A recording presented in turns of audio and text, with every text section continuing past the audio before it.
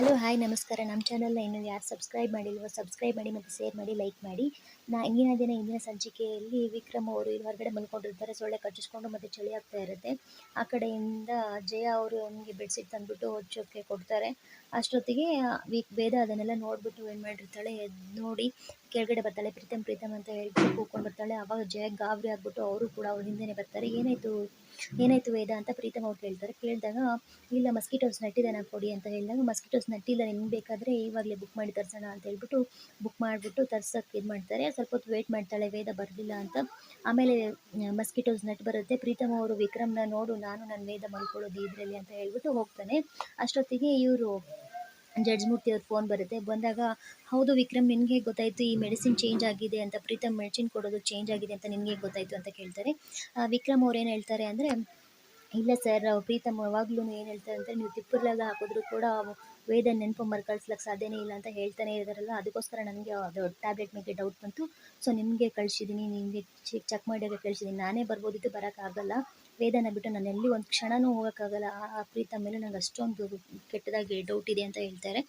ಸರಿ ಅಂತ ಹೇಳ್ಬಿಟ್ಟು ನೋಡ್ತಾ ಇರ್ತಾರೆ. ಈ ಕಡೆ ಬಂದ್ಬಿಟ್ಟು ನೆಟ್ ತೊಗೊಂಬಂದ್ರ ತಗೋ ವೇದ ಅಂತ ಕೊಡ್ತಾರೆ.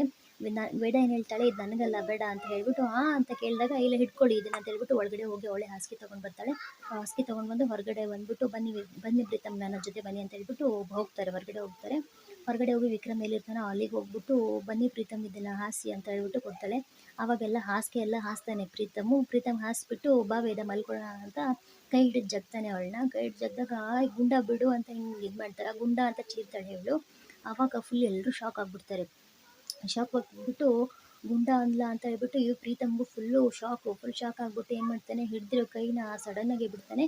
ಆವಾಗ ಪ್ರೀತಮು ಸಡನ್ನಾಗಿ ಬಿಟ್ಟಾಗ ಈ ವಿಕ್ರಮು ಮತ್ತು ಜಯ ಅವ್ರಿಗೆ ಥರ ಫುಲ್ ಖುಷಿ ಆಗುತ್ತೆ. ಒಂದು ಕ್ಷಣ ಗಾಬರಿ ಆಗುತ್ತೆ, ಬಟ್ ಖುಷಿನೂ ಆಗಿರುತ್ತಲ್ವ.